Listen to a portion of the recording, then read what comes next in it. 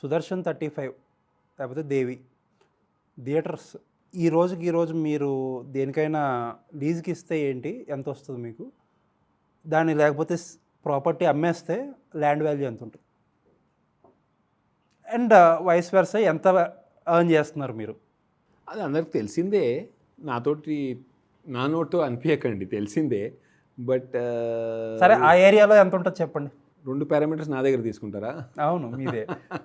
మీరు క్యాలిక్యులేటర్ తోటి చేస్తారా? మొత్తం ఎంత ఏరియా సార్ 2 థియేటర్స్ ఉండే ఆ బిట్? మేము ఈ మూవీ ఫీల్డ్లో ఎంత నిమగ్నం అయిపోయినామంటే అది కూడా తెలియదు మాకు. మా రెంట్ ఎంత అంతే తెలుసు, పర్సంటేజ్ తెలుసు, మాకు తెలియదు నిశాంత్ గారు.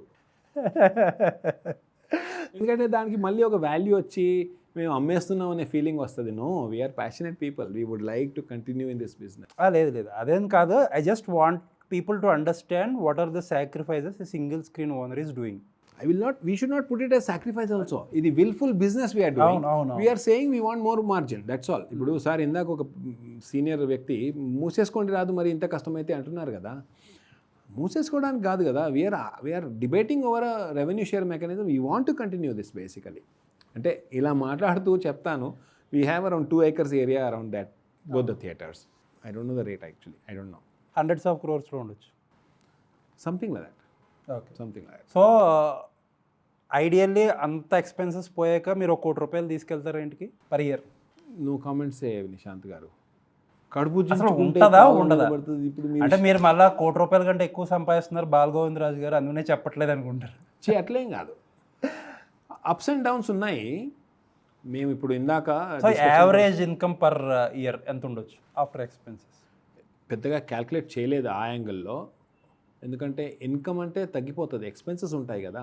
అవును, టాప్ లైన్ బాటమ్ లైన్ అట్లా చూస్తే bottom line is not good. So ఒకవేళ మీరు 1 కోటి రూపాయలు అనుకుంటే, ఫర్ ఎగ్జాంపుల్ నేను అనుకుంటే 1 కోటి రూపాయలు సంవత్సరానికి అంత ఎక్స్పెన్సెస్ తర్వాత తీసుకుంటున్నారు అనుకుంటే, ఒక 100 కోట్ల ల్యాండ్ వాల్యూ అనుకుంటే, very bad.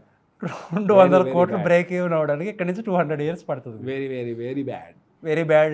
That much I can say. Very సరే, 1 కోటి రూపాయల ఇన్కమ్కి if you are leasing it 2 acres of land, ఇప్పుడు ఏ వేర్ హౌస్కో లేకపోతే సూపర్ మార్కెట్కో ఇస్తే ఐడియల్లీ ఎంత రావచ్చు మీకు? కనీసం 10 కోట్లు రావచ్చు. డెఫినెట్లీ 10 కోట్లు ఇయర్లీ 5-10 times ఈజీగా. ఇది మా పరిస్థితి, మిగతా వాళ్ళ పరిస్థితి ఆలోచించండి. ఇంత రెవెన్యూ లేని వాళ్ళు కూడా ఉన్నారు.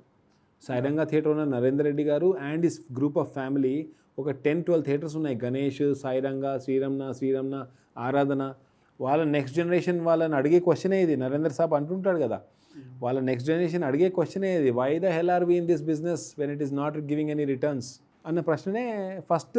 అందరు ఎకనామిక్స్ MBA చదువుకొని వచ్చారు, ఇక్కడ ప్యాషన్కి వాల్యూ లేదు బేసికలీ. సో నెక్స్ట్ జనరేషన్ వరకు ఉండాలంటే ఈ నంబర్స్ మ్యాచ్ అవ్వాలా. That is a minimum requirement, match అవ్వాలా. ఒక ప్రొడ్యూసర్ అంటాడు మేము ఎందుకు షేర్ చేయాలి మా డబ్బులు మీకు అంటే, సార్ మీరు పెద్ద సినిమా ఉంటే నంబర్ ఆఫ్ థియేటర్స్లో వేసి మీరు నెగ్గాలే కానీ ఆ ఒక థియేటర్లో వేసి వాడిని ఇంకా పిండి అదే చేరుకుని మళ్ళీ అందులోంచే పంపించి పిండేస్తారు చూడండి ఆ థియేటర్ వాళ్ళు.